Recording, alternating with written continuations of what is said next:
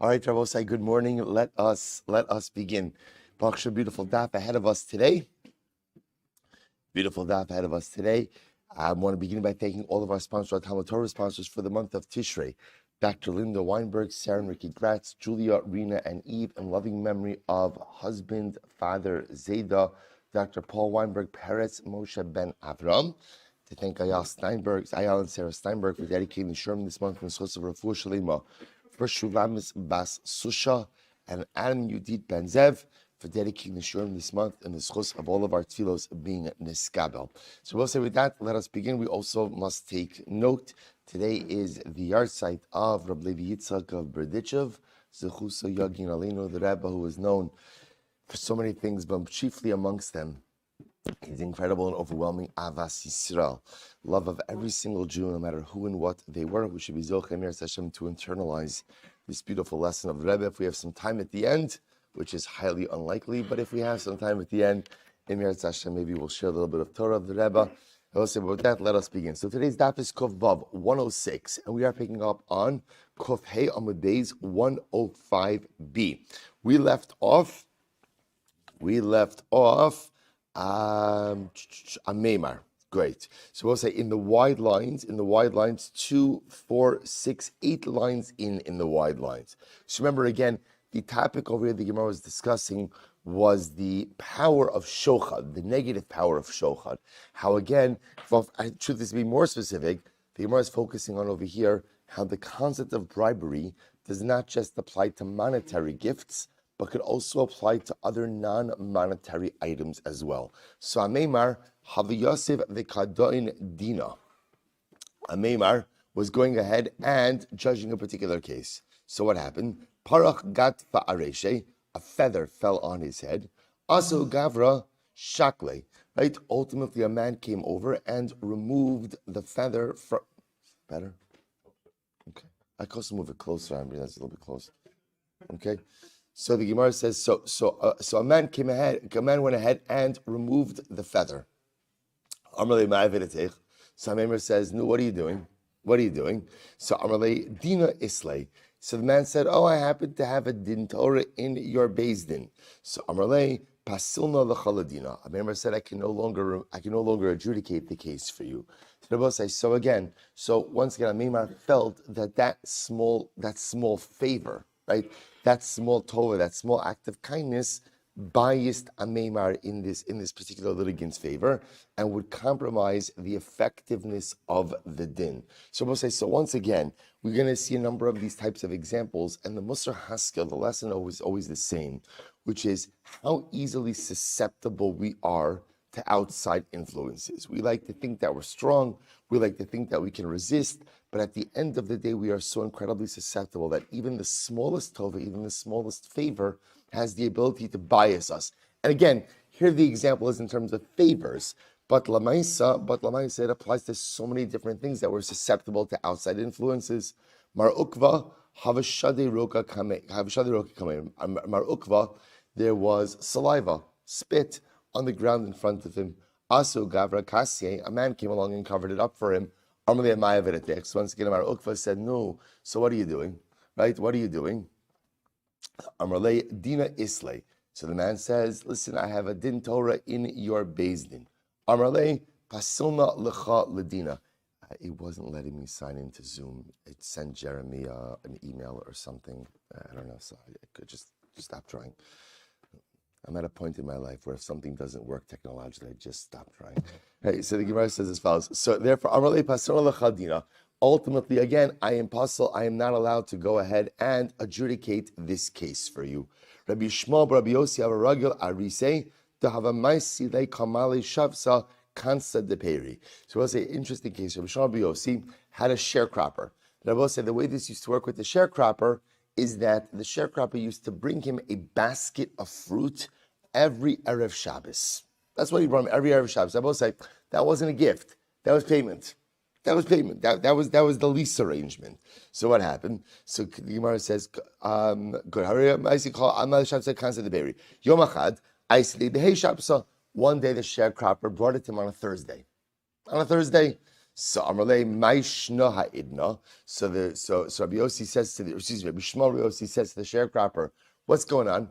Why are you bringing the basket of fruit now? Amarle Dina Isli Va'amina Agav Orchi Aisile Lamar. Said, I have a din Torah today. So I'm with you. So I figured on my way to the Beis Din, I would drop off the basket of fruit. All right.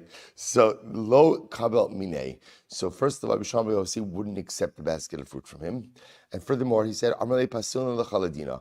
I'm not allowed to adjudicate your case because now I am effectively biased in this situation. So Moshe says, listen to this. So Osiv Zuzei Drabanam. So therefore, Bisham Yossi went ahead and established another set. He went ahead and he established he appointed another set of rabbanim to adjudicate the case. The kaidina lay, the kadainon lay. Suppose listen to this. Bahadi de ka'azal va'asi amar I ba'in tain hachi v'i ba'i tain hachi. Suppose this is incredible. So what happens? So remember, Rabbi Shmuel Yossi refuses the gift. That's number one. Number two, he appoints a different group of rabbanim to go ahead and adjudicate the case. As he's listening to the dayanim adjudicate the case, what is he saying to himself? He's saying, this litigant, now when he says this litigant, he's referring to a sharecropper. This guy could kinda like this, and this guy could kinda like this. And if he made this claim, it would be so compelling. So in his mind, what's happening? He's advocating for the sharecropper. He's advocating for the sharecropper. So Rabbi Shmuel Yossi says like this. He says, Amar Tepach Nafsham Shamekable Shochad. Literally again, the souls, right? The hearts of those who accept bribes should decay, which is a klala. In other words, a punishment should come upon those who accept bribes.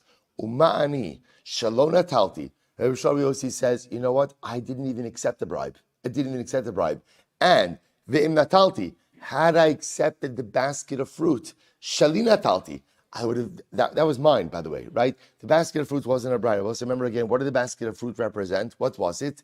It was the wage, right? It was the lease payment. So I would have accepted that which rightfully belonged to me. Certainly, so again, and yet I would have influenced. So he says, listen, I didn't accept it. And had I accepted the basket of fruit, again, it wouldn't have been a bribe. That was rightfully due to me. And yet look how much it influenced me. Alachas kama v'kama, a judge who does accept an actual bribe, how difficult and virtually impossible it is for him to adjudicate correctly. Incredible. Rabbi Elisha, I see the Ahu Gavra, Reishes Hagaz. So also Rabbi Bar Elisha was a Kohen. He was a Kohen. A particular man brought him shearings. First shearings of a sheep. I will say that belongs to the Kohen. Reishes Hagaz goes to the Kohen. Amarle, Mehecha so Rabbi Bar Elisha doesn't recognize the guy. He says, who are you? Where are you from? Amarle Miduch Plan. I'm from so-and-so place. So the Gemara says, Umehasam lahacha lahava Kohen lemisvale. So Rabbi Elisha, Duch Plan was far away. So Rabbi Yossi says to him, tell me, there's no coin between here and there that you could have brought this to. You schlepped the shearings all the way to me. So the guy says, now that you ask, Amarle Dina Isli, the truth is I have a din Torah in your Beis Din. Va'amina agav orchai aisile lamar. And I figured the truth is on my way to the Beis Din, I would bring you the first shearings. Amarle pasina lechaladina. Rabbi Shmuel Bar Elisha said, I can no longer adjudicate this case for you. I am possible. I'm not allowed to go ahead and adjudicate. I'm biased. So lo kabel mine. Furthermore, Rabbi Shmuel Bar Elisha did not accept the shearings. Osiv le zuga d'Rabbanon. Instead, Rabbi Shmuel Bar Elisha goes ahead and sets up, right? He appoints two other Rabbanim to go and adjudicate the case. Vikadaini le. And they're adjudicating it. So Rabbi Shmuel Bar Elisha is there. He's listening to the case. So Bahadi de Ka'azal Va'asel Amar Ibayin Tain Hachi. And he finds himself in his mind coming up with the arguments on behalf of this guy, advocating for this guy. So same thing. Amar Tepach Nafshan Shamekable Shochad. So Rabbi Shmuel Bar Elisha says, you see from here how terribly powerful a bribe is, and how a bribe ultimately goes ahead and slants. It fundamentally blinds the eyes of the judge. Umani shalona talti. Rabbi Shmuel Bar Elisha says, I didn't accept the bribe. I didn't accept the bribe. Omar Elisha lo natalti, then natalti shali natalti. And had I accepted it, right, it was mine. I'm a Kohen. I'm entitled to this. And yet you see how much it impaired my ability to be impartial. All the more so, those who accept chas v'shalom actual bribery, how difficult and virtually impossible it is for them to adjudicate cases properly. So both say, let's go back there. So Rav Anan, I see leahu gavra kansa di gildoni, di begili. Rav Anan once had a guy who brought him a basket of small fish. Basket of small fish. So Amalei, Maya Vedetech. So Rav Anan once again says to the guy, tell me, what brings you here? They should bring me this basket of fish. Amalei Dina Isli. So the man said to Rav Anan, I have a din Torah in your Beis Din. Lo kabamine. Rav Anan did not accept the fish. Right? Va'amalei pason lechaladina. And furthermore, he said to the man, I am unable to adjudicate your case. I'm biased, I can't adjudicate. Amalei, Dina Demar Lo Ba'ina. So the man says back to Rav Anan, that's fine, you don't have to adjudicate my case, but Kabuli Likbal Mar, Delo Lemanon Mar Me'akruve Bikurim. Both says beautiful. The man says to Rav Anan, that's fine, don't adjudicate my case, but can you please accept my gift? Please accept my gift. Because if you don't accept my gift, it will prevent me from offering Bikurim, first fruit. First fruit. This Sanya say now, why is a gift to Rav Anan called Bikurim? The Sanya, the Ish Ba Mi Bal Shalisha, the Yaver the Isha Lakim, La says Bikurim Esre Balecha Mesaorim the Carmel, Bitsiklono. So we'll say, so the Navi describes over here a gift brought to Elisha, and it calls the gift of the 20 loaves of bread Bikurim. V'chi Elisha Ochel Bikurim Hava. Elisha wasn't a Kohen, the Navi Elisha wasn't a Kohen. So therefore, the gift to him wasn't called Bikurim. So what wasn't because? Why would it call it Bikurim? Because it's so beautiful. It's to teach us that whoever brings a gift to a Talmud Chacham, it's as if he's bringing Bikurim. Let's say just a beautiful idea that giving a gift to a Talmud Chacham, being mefarnei, sustaining a Talmud Chacham, is the equivalent of going ahead and bringing Bikurim to the Beis HaMikdash. So therefore, this man says to Rav Anan, so I was like, by the way, what's the connection between a gift to a Talmud Chacham and Bikurim? So just on a basic level, what's the whole hashkafa of Bikurim? Why does the farmer have to bring first fruit? Because bringing first fruit ultimately highlights the idea that what you have doesn't belong to you. It belongs to Hashem. The gift to a Talmud Chacham says that just like, okay, so what I have doesn't belong to me, that's fine. So then what am I supposed to do with it?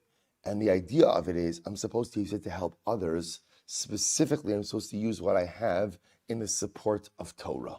I'm supposed to use my material wealth to enable the proliferation of spirituality. And the Talmud Chacham is one who ultimately, again, is there to proliferate spirituality amongst the masses. That's his job. And therefore, halacha l'maisa, giving a gift to a Talmud Chacham is ki'ilu, one is bringing Bikurim. A very beautiful idea. So therefore, the guy says to Rav Anan, that's fine, don't adjudicate my case. But please accept my gift. So Amalei, Kabuli lo ba'inan de akbel, hashta de amrit li taima mikablina. Rav Anan said, the truth is, I wasn't going to accept your gift, but now that you told me your reasoning, that giving a gift to a Talmud Chacham is like offering up Bikurim, then I'll accept it.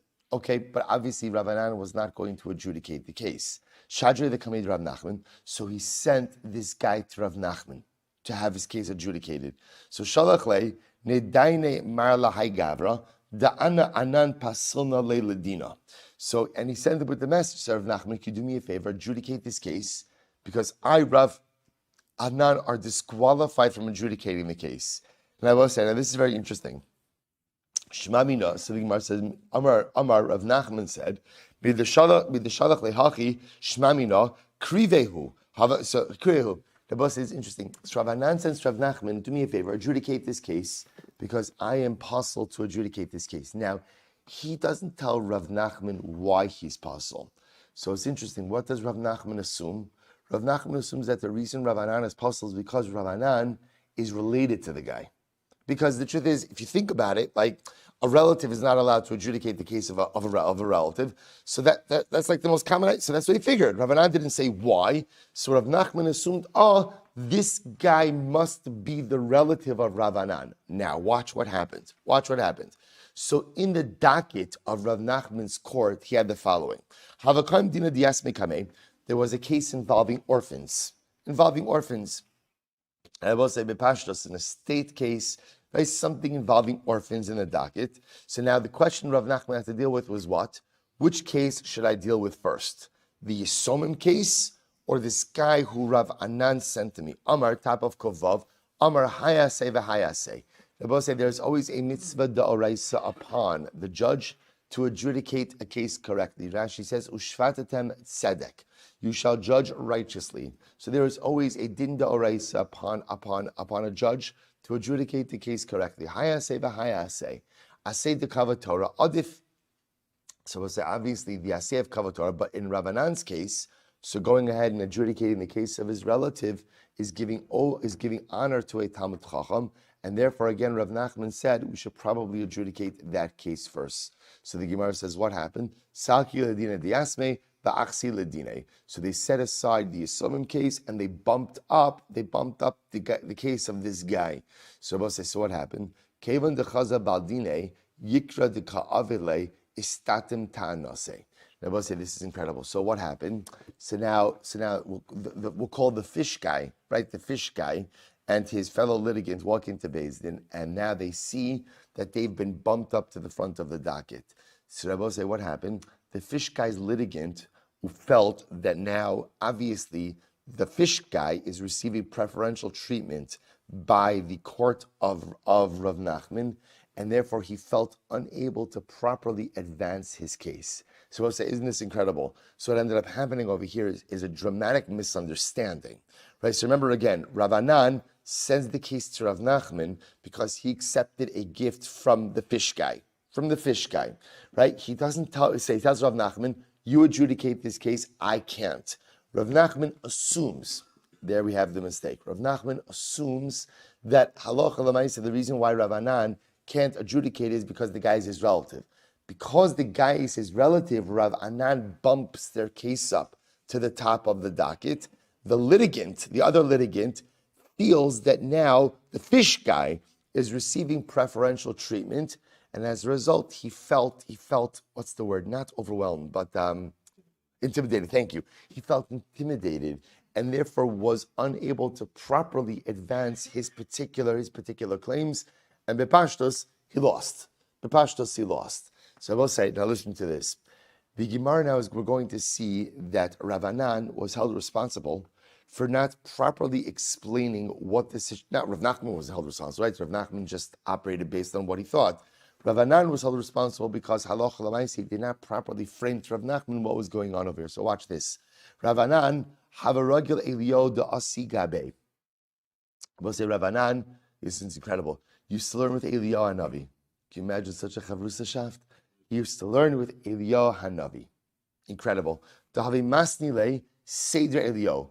They both say there is what's called in Torah Sheba'al Peh, a concept called Seder Eliyahu. We'll explain that more in just a bit, but it's a compilation of teachings that Eliyahu Hanavi gave over to Rav Anan, Kevan David Hachi. But once Rav Anan did this, they both say the did this was he went ahead and inadvertently undermined this case. Remember, how did he undermine the case?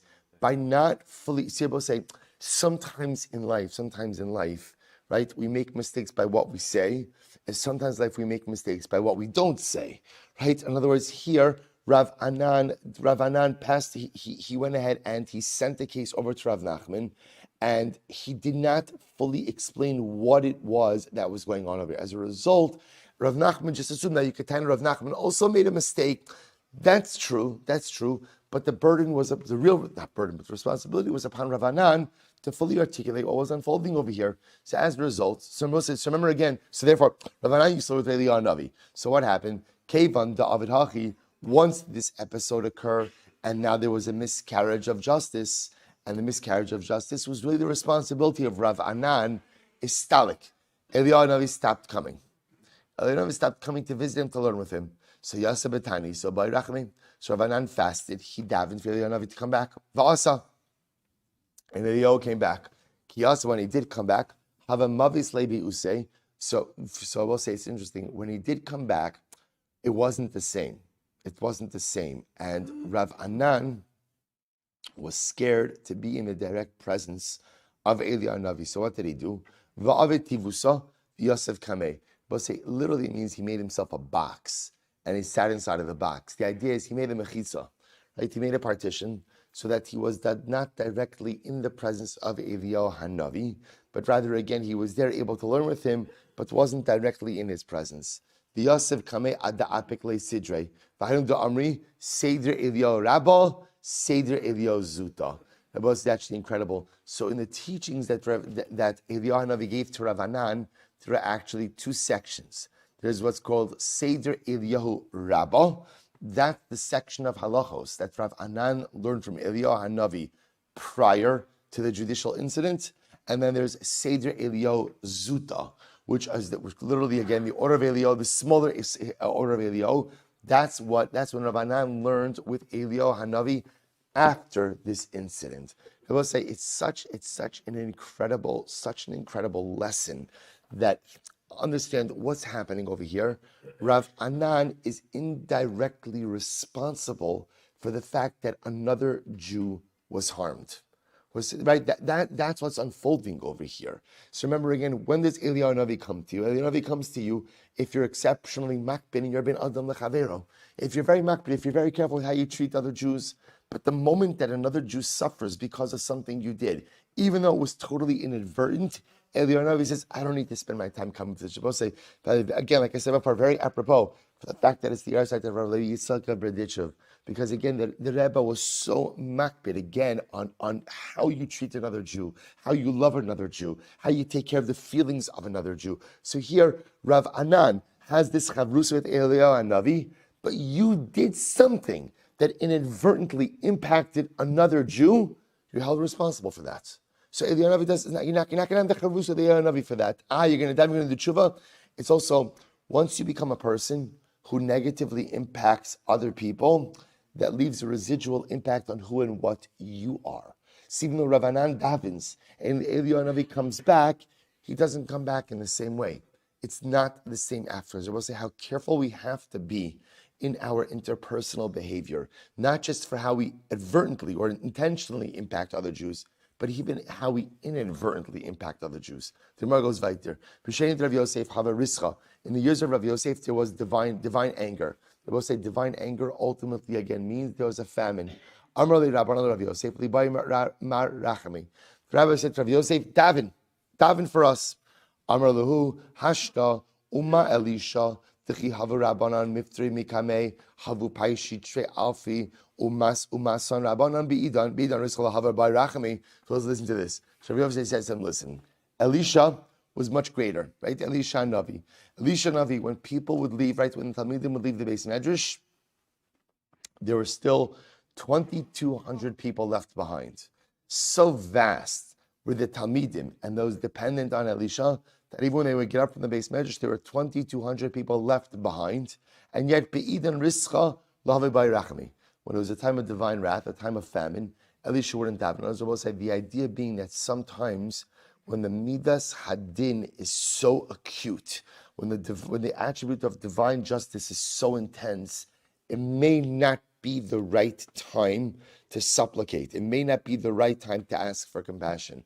Sa'ana ibai rachami, I should ask for compassion. Tushkumar said, but how do you know that when Elisha, when his Talmidim left the Beis Medrash, there were still 2,200 dependents for Elisha left in the Beis Medrash to Chsev, Vayom Mesharsa. So it's a very interesting case. So this is in the middle of famine, right? And I was talking about over here, in Malachim Beis, where there was famine in Eretz Yisrael.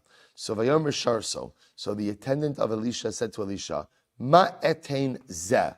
How should I give this? The Gemara is actually linking back to the pasuk that the Gemara quoted at the end of Kuf Hamid Beis, where the Gemara discusses that Elisha was given 20 loaves of barley bread to sustain all of his disciples, 20 loaves. So the Gemara says that Elisha's attendant says to him, what am I going to do with these 20 loaves? Lifnei mea ish. My lifnei mea ish. What does it mean 20 loaves in front of 100 people? If you say it means literally 20 loaves in front of 100 people, 20 loaves in front of 100 people, that's great, right? 20 loaves for 100 people in a time of famine, that's fantastic. No, rather what it must mean, it was 20 loaves, right? 20 loaves, each loaf in front of 100 people. So we'll say, giving us ultimately, again, telling us the number of people who ultimately had to be sustained by Elisha. When the Talmidim would leave the yeshiva of Rav, the Beis Medrash of Rav, Havupaishi Alfin Umasan Rabbanon.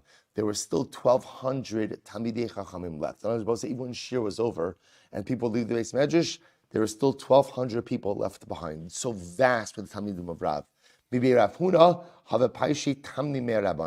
When the students of Rav Huna would leave the Beis Medrash, there were 800 Rabbanim who were still left in the Beis Medrash. Listen to this Gemara. This is incredible. So Rav Huna Darish B'Tleisar Amorai. Rav Huna had so many Talmidim, right? That when he would give a shir, he had 3 Amorim, three spokespeople, right? 3 Meturgamans, right? Who would go ahead and explain the shir to everyone. After the shir, when the Rabbanim would get up and leave the Beis Medrash, right? Naftzi glimayhu. So we'll say, remember, Talmidim were often sitting on the ground. So when Rav Huna finished giving shir and they got up, what would everybody do when they got up? They would dust off their cloak.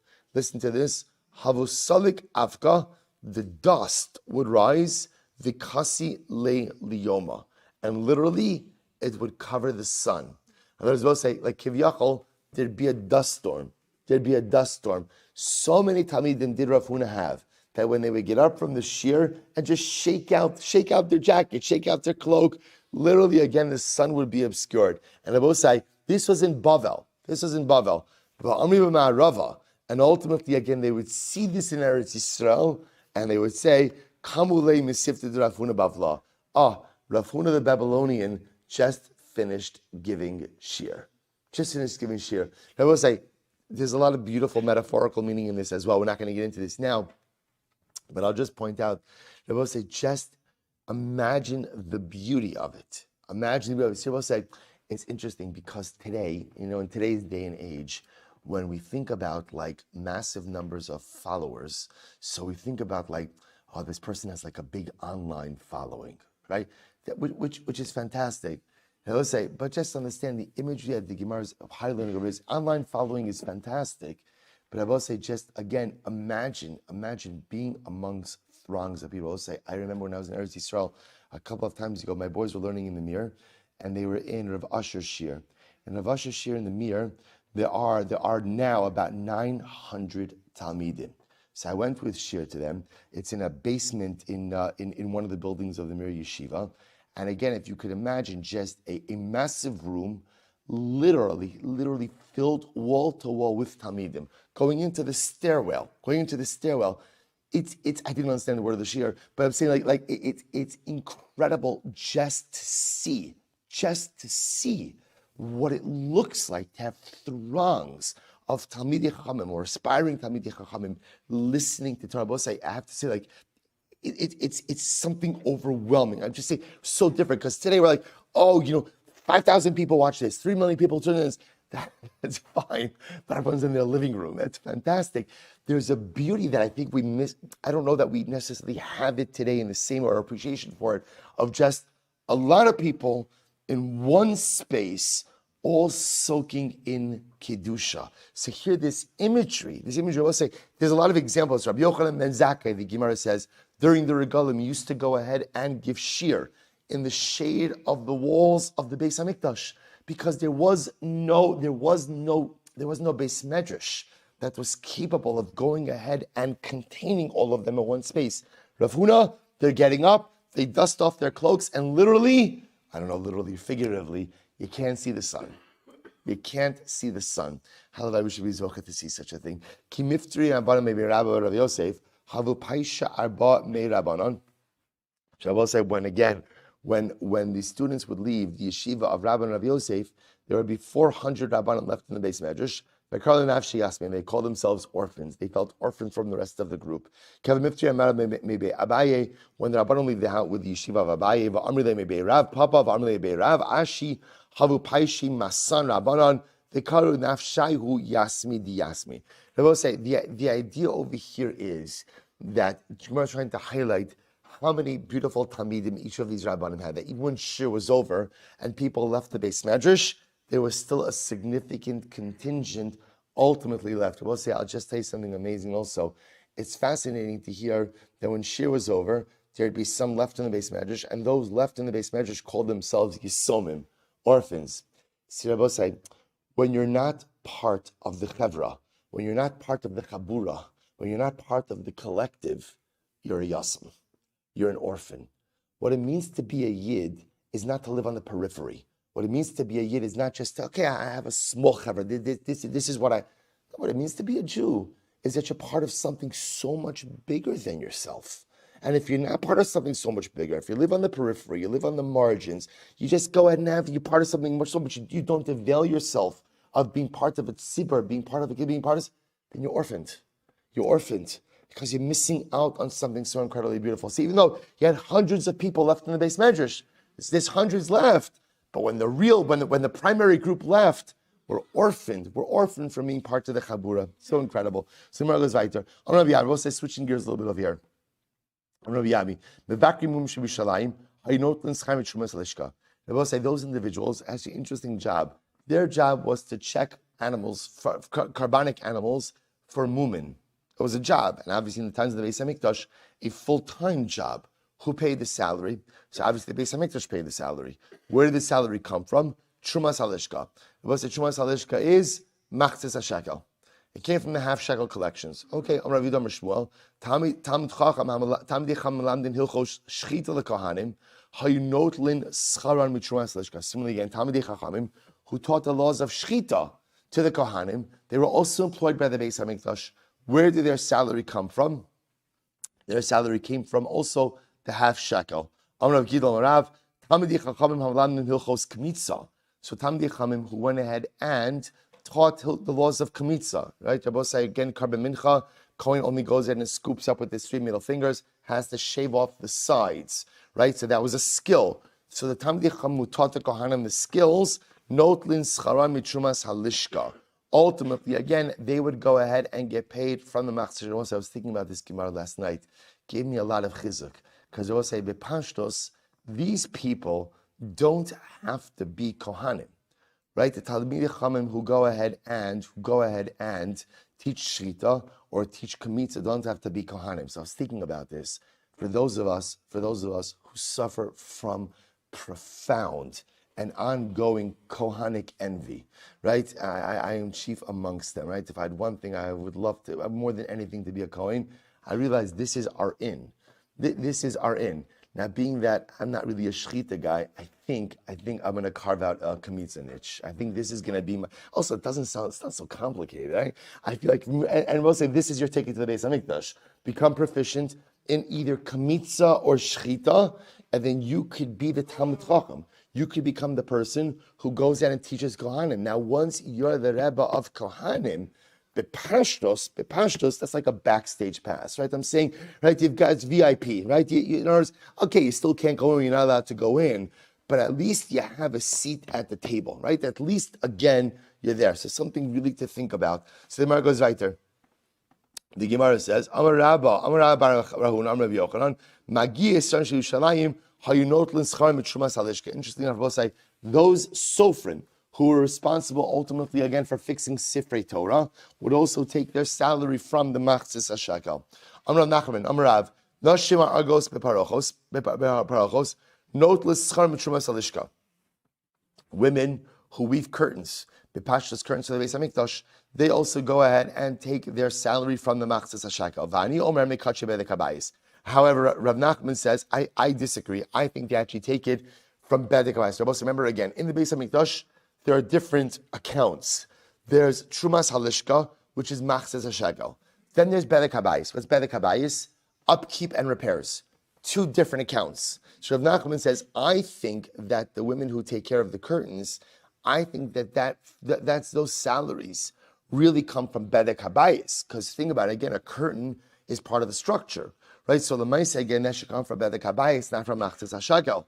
To which the Gemara says, why? Because Vani Omer Mekache Bedek Habayis Holu Parochos Tachas Binyan Asuyos. Because essentially I will say, where do you put a wall? Where do you put a curtain? Right? If you weren't putting a curtain, what would go there? What would go there? A door, a wall. So therefore, by definition, that's Bedek Habayis. Meisve is the kasha. Noshema Agos Beparochos Ubeis Garmu Amais Alechem Aponim. Ubeis Avatinas Amais Akitoras. So I will say the women who weave the curtains. And similarly again, Garmu, the Garmu family. I will say the Garmu family knew the secret to making proper lechem upon him, right? Remember again, this was Maseches Tainis. We saw this, right? Remember again, they knew how to, the lechem upon him was a U shape, and they knew how to bake it and to remove it without it collapsing. The Avatinas family knew the secret of Kitoras. Specifically, they knew the identity of the secret ingredient, which was called Ma'ale Ashan, which caused this, right, the smoke to rise in a straight pillar. So they were paid for their services. They took their salary from Trumas Alishka. So this is Kasher Rav Nachman, because Rav Nachman said that the women who weave the curtains should get paid from Bedek Habayis. Here it's quite clear they're getting from Machzah Shagel. We'll say first wide line, Hasam Bidabavi. So we'll say it depends ultimately again what type of curtain that we're talking about. There are different types of curtains. There were curtains that served as doors, and then curtains that were more decorative in nature. Curtains that serve as doors definitely are paid from Bedek Habayis, because those are, we'll call it structural, versus we'll call it more decorative curtains were paid from Trumas Halishka. There are 13 curtains in the base of Mikdash. So the B'Mikdash Sheni, I'm sorry. Shiva Keneged Shiva Sharim, 7 by the 7 gates. Echel lepischo shel Heichal, 1 by the entrance we have the Heichal. Ve'echel lepischo shel Ulam, 1 at the entrance we have the Ulam. Beis B'Dvir, 2 by the Kodesh HaKadoshim. Beis Kenegdan Bali, and 2 in the upper stories as well. And I will say again, not all curtains are created the same. Some curtains literally served as entranceways. So those, the Gemara posits, the making and creation of those were paid from Bedek Habayis because they're quote unquote called structural, versus others, specifically let's say by the Kodesh Kodashim, which may have been more decorative, ultimately again come out of the Machzis HaShekel. Incredible. So turn out Barabas, get ready for this. Nashim Hamagadlos Benehen Lepara. So it was actually an incredible game. We've actually seen this before. So we'll say, so the Gemara says as follows. We saw this in Maseches Sukkah. Women who raised their children to perform the service of Para Aduma. Now I will say, now what is this talking about? Take a look at Rashi. This we don't have time for it, but it requires a little bit of explanation, which is beautiful. Hamagadlos Benehen Lepara. Bechatzos Habanuyos Bislam. So we'll say, let me give you this outside. There was, if you remember again, one of the most dramatic machloksim by Paradum was as follows. We hold that even a tvul yom, which means someone who became, what's a tvul yom? A person becomes tameh, and then goes to the mikvah, but still requires what? Herav shemesh. We paskin that a tvul yom is permitted to do paraduma. The tzedukim, those who did not believe in Torah Shabbat Peh, fundamentally rejected this. One of the ways in which we publicly repudiated the tzedukim was, this is crazy, the Kohen who was doing the paraduma, we made him tameh, took him to the mikvah, and we only allowed a Kohen who was a tvul yom to go ahead and do paraduma, which if you think about it is like wild. But we did this in order to publicly repudiate the position of the tzedukim. What was the concern? Rashi points out the concern is people will then come to be mekel in what? In all other aspects of paraduma. So what we did is, in order to offset, in order to go ahead and prevent people from mekel paraduma, we were ridiculously machmir in every other area of paraduma. One of the overwhelming chumras Rabosai is that the children, right? We use children to draw the water, children who never came in contact with any type of tumah.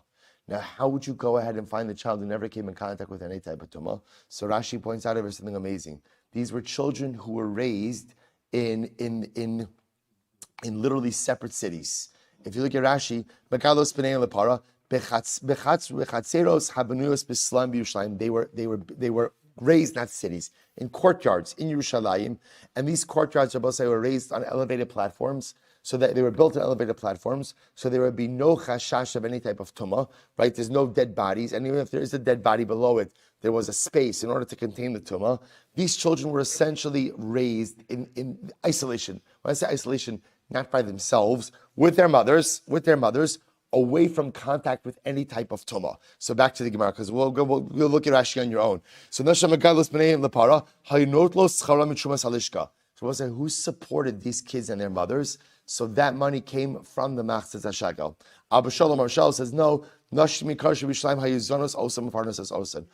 rich women of Yerushalayim supported these women and their children. So we'll say, so these children and their mothers, right, the mothers would go to give birth in these isolated courtyards in Yerushalayim that were built separate and distinct from any type of tumah. Okay, who's supporting them? So first opinion says they were supported from the half shekel. Second opinion says no, there were actually other rich women in Yerushalayim who took upon themselves to support these women and their sons. So Rabbi say,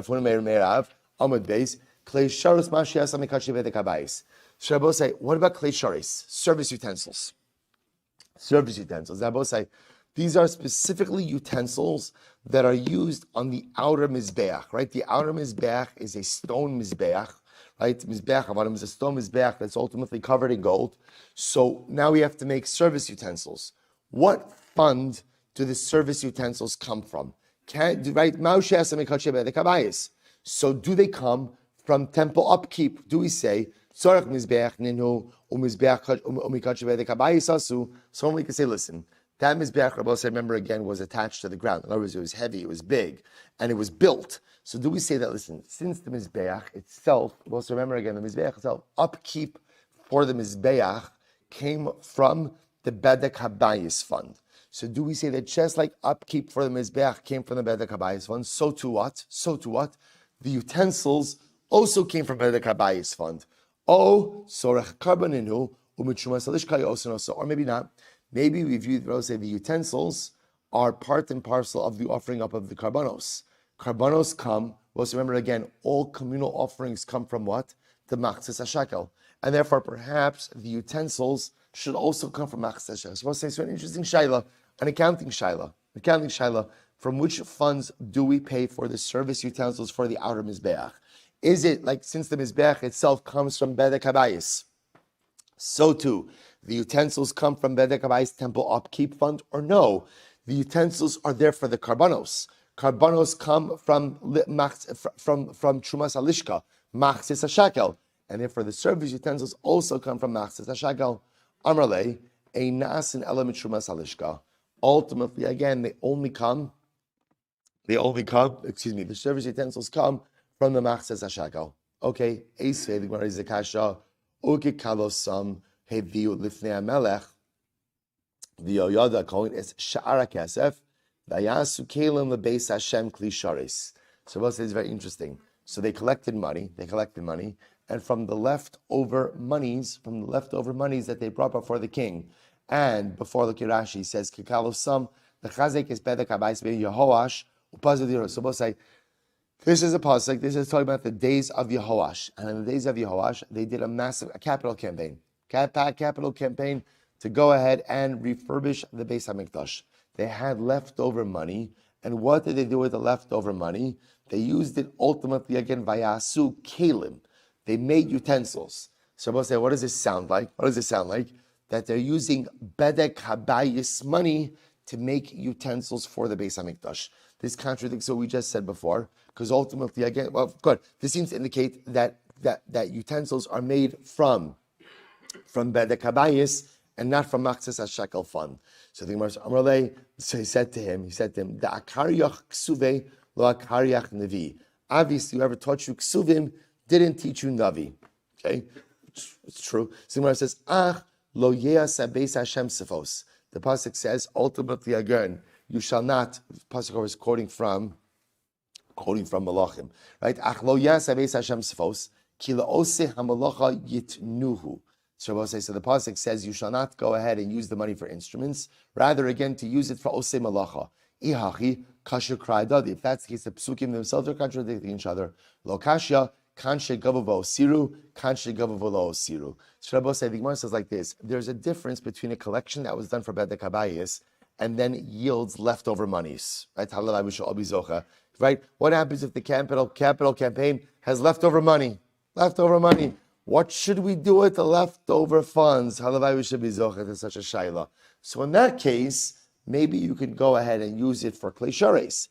That's different than when we talk about, again, a primary collection, what it can be used for. So I ultimately, again, but even 1 second, if money was collected for bedek habayis, and now ultimately, again, there's leftover funds, what gives you the right to use that for something other than bedek habayis? Rabbi Avo, leiv bezdin masna olehem, im hotzrecho ve'im lav yehe leklei sharis. So we'll say, so this is actually interesting.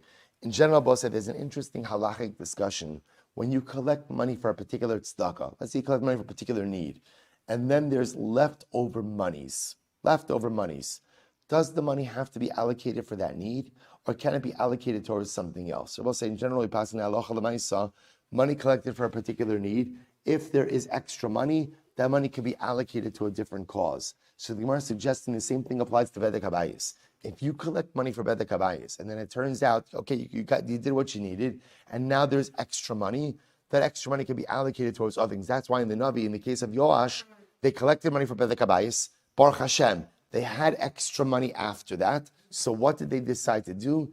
They decided to allocate it ultimately to Kli Sharis. But I will say it's possible that under normal circumstances, Kli Sharis comes from where? Shumas Halishka, Machzis HaShekel, because it's considered to be part of the carbonic process. But if you collect it for Bedek Habayis and now there's extra money, you could go ahead and use that extra money for Kli Sharis. Incredible. So the Gemara goes weiter. Kli Sharis by Mishruan Salishkan. So the Gemara says, we'll say service utensils for the karbanos comes from Machzis HaShekel. Shneimar is Sha'ara Kesef, the leftover money. So the Gemara says, Ezu Kesef Sheish Lo Shirayim. Rabbi say, what's an example of money which has leftovers? Havi Omer is at Shumas Halishka. Rabbi say, this refers to Machzis HaShekel. Why must we learn this? We learn this in Shkalim. Remember, the way it works, Rabbi say, for Shkalim is how? Is halacha, you do a half shekel collection. Rabbi say, comes Rosh Chodesh Nisan, you no longer use the shkalim from last year. You only use the new shkalim. So the Gemara says over here, which money was used ultimately for service utensils? Sha'ara kesef, the money which has leftovers. There's only one money, right? One type of fund which is regulated by the laws of leftovers, and that's what? The Machzis HaShekel. So from here you see that Kli Sharis service utensils was made from Machzis HaShekel. So the Gemara says, Gufayu, maybe it literally means the actual leftover monies themselves, that's used for Kli Sharis. Kida Amarava, Ha'ola, Ola Rishona. Just like when the pasuk says Ha'ola, it refers to the first Ola. So to Achanami, HaKesef, Kesef Rishon. HaKesef, Rabbi means the primary money. So it doesn't mean you use leftover monies for Kli Sharis. What it means is the primary money collected from that year, i.e. Machzis HaShekel, is used for Trumas, is used for Klei Sharis. So therefore, I will say, the way the Gemara seems to be coming out over here is that halacha l'maisa, Klei Sharis, service utensils, comes from Machzis HaShekel, not from Bedek Habayis. The only exception might be when, if you did a Bedek Habayis collection and what? There's some money left over, then Einach Nami, in that case, you use it for Klei Sharis. So basically, when I say Kasha, Haktaris, V'chol Kavaros HaTzibor, By Mitrumas Halishka, Kitores, money for Kitores, and any communal offerings comes from Machzis HaShekel. Mizbeach Hazav, but ultimately, again, upkeep of the golden altar, Levona, frankincense, Klei Sharis, service utensils, Bo'in Mimosar Nesachim. This comes from Mosar Nesachim. Now, Mosar Nesachim, we'll see in tomorrow's daf, is a separate type of fund. Mizbeach ha'ola, halishkos v'azaros, b'amikashe bedek habayis. The Mizbeach ha'ola, which was the outer Mizbeach, the large altar, lishkos, upkeep of the chambers, upkeep of the courtyards, all come from the bedek habayis funds. Chutz l'chomas ha'azara, b'amisharis lishkos. So we'll say, anything outside of the walls of the courtyard comes from the leftover funds. Zoe sheshaninu, this is what we learned.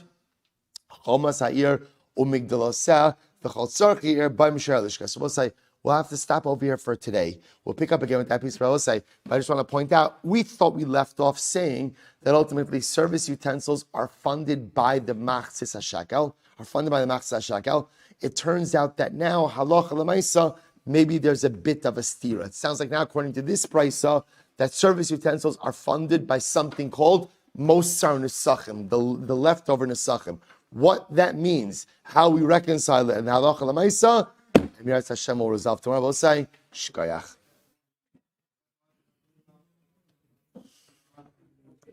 All right, Chevron Zoom. I'm sorry about the delay today. My apologies.